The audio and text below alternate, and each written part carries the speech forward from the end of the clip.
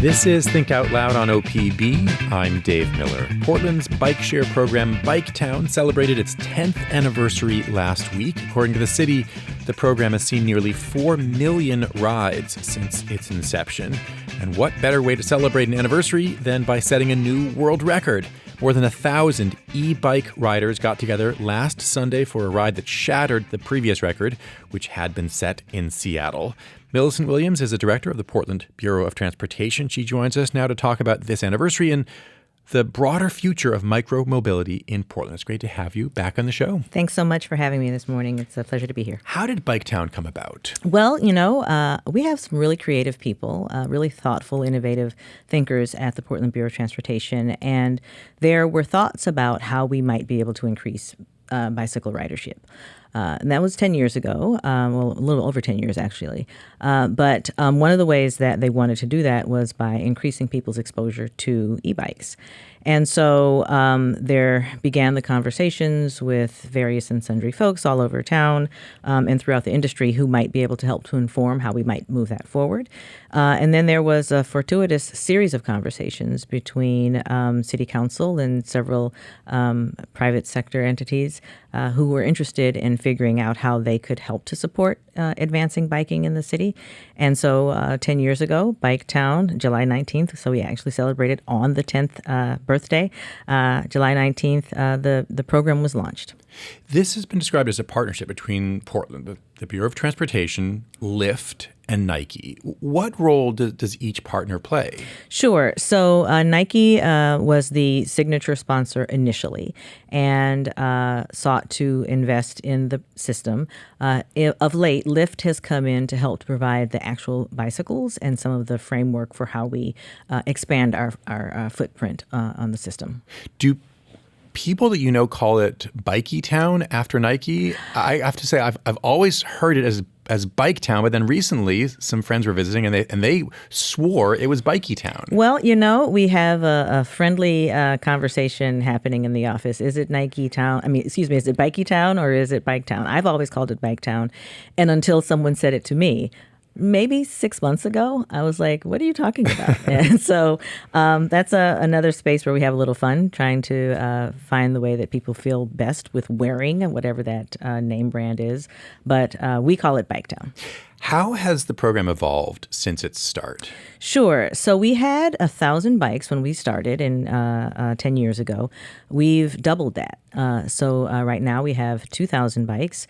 We're transitioning away from the older model bikes that we had to Cosmos bikes, which are lighter, have longer battery life. And we're expanding our footprint. There was mostly a predominance of our bikes in the center of town.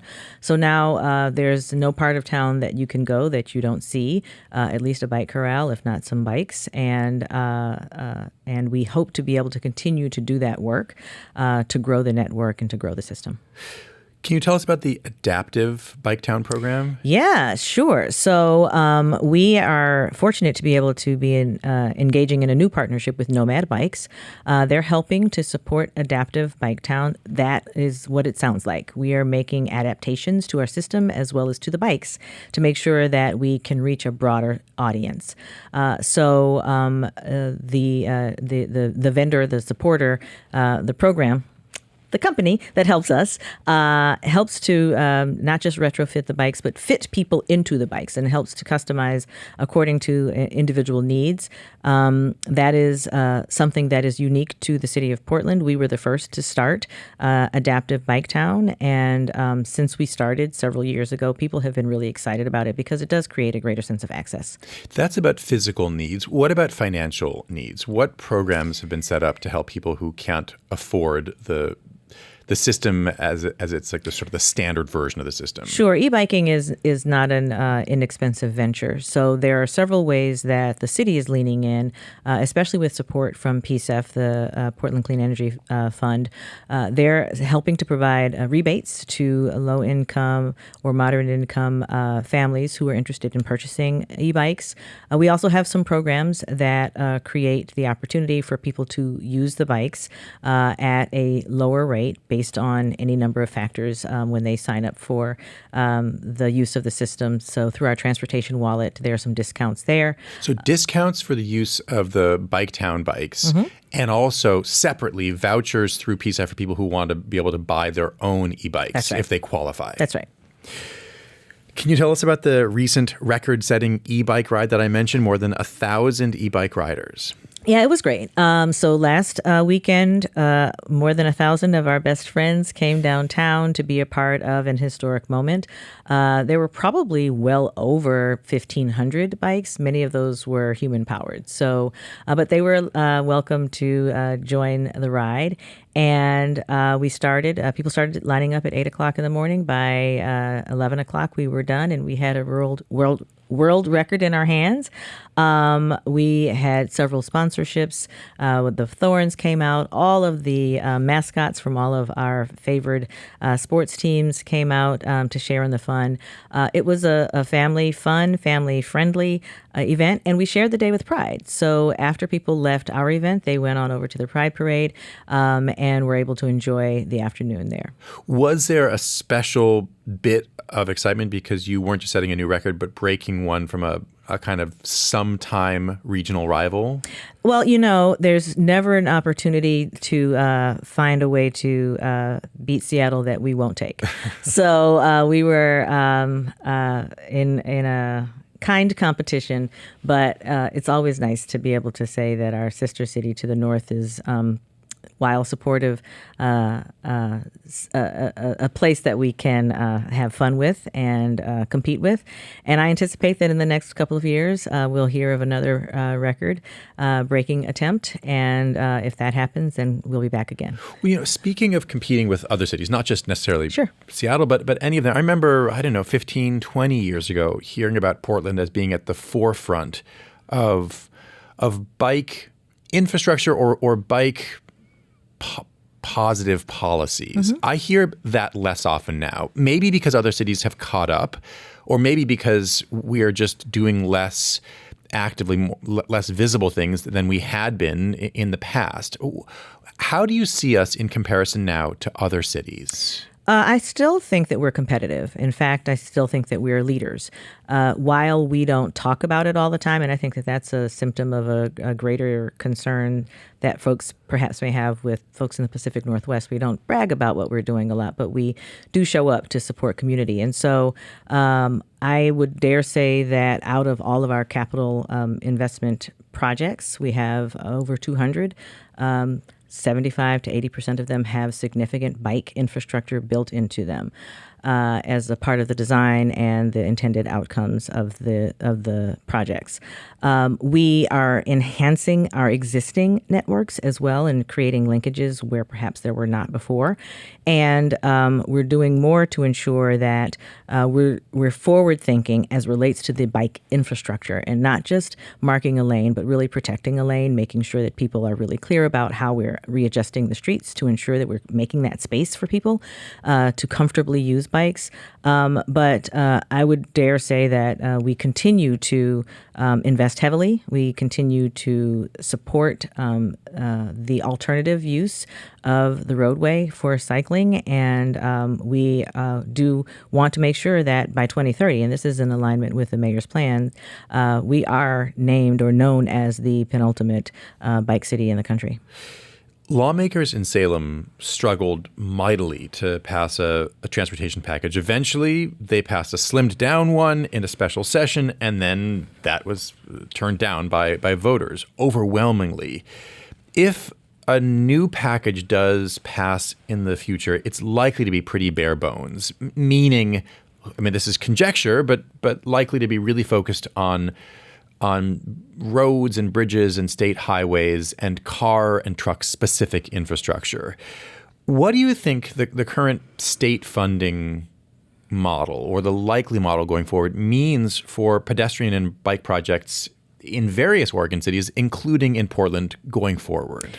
Well, it means that in the case of Portland, we'll have to think seriously about our other sources of funding and how we can marry the state funding that we will hopefully receive with some of that other funding that allows for greater flexibility, that does not necessarily only have to go toward maintenance and preservation activities, to actually make complete projects. One of the challenges that I've issued to the team is let's make sure our projects are as complete as possible. What do you mean by that? So I'll use one of our favorite projects, 4th Avenue, for example.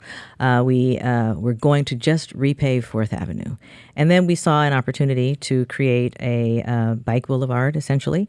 We had an opportunity to work with the transit system to enhance how transit moves through that corridor. We saw the opportunity to create greater access for pedestrians in terms of wider sidewalks and upgrades to all of the ADA ramps.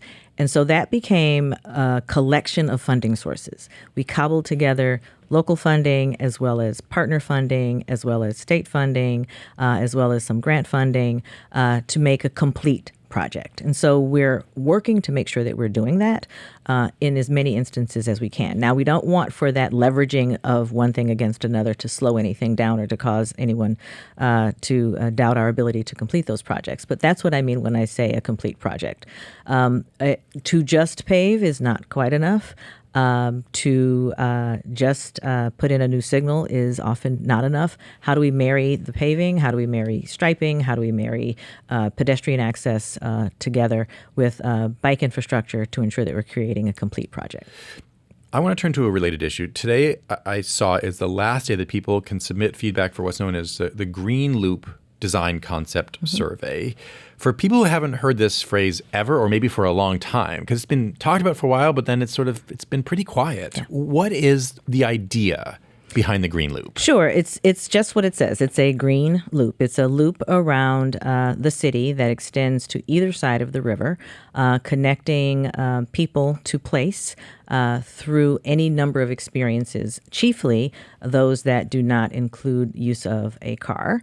But certainly there is some car access for folks who would be using that green loop. But it connects community, it connects businesses, it connects infrastructure in ways that support the greening of community. And so along that pathway, one of the routes that it takes is through the parks blocks. And so it's that reminder that the natural spaces are just as important as the gray spaces. The green and gray can live together in harmony and create this opportunity for folks to connect in meaningful ways to all of the assets that we have in community. And just to describe this as I've seen it from the map. So Sure. Park blocks and then across, I think, Tillicum Crossing through inner southeast up to the Lloyd District and then around, I think, on the Steel Bridge. That's right. And then back, a 6-mile loop. Yes. What is it going to take for this to become not a dream, but an actual reality? Well,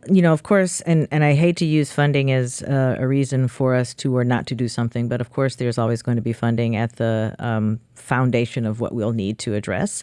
But it also requires community support and political will. Many of our projects, based on any number of factors that go into a project, can be really difficult to deliver on if we don't have full support from those who are helping to make those most critical decisions in our communities. And so all of those things need to come together. Our teams are working together closely. It's not just a PBOT project. It's a citywide effort. Several bureaus are leaning in. And if we're able to do that in a coordinated and collaborative way, we should be able to see the fruit of that effort very soon. Millicent Williams, thanks very much. Thank you so much. It's Millicent Williams. She is the director of the Portland Bureau of Transportation.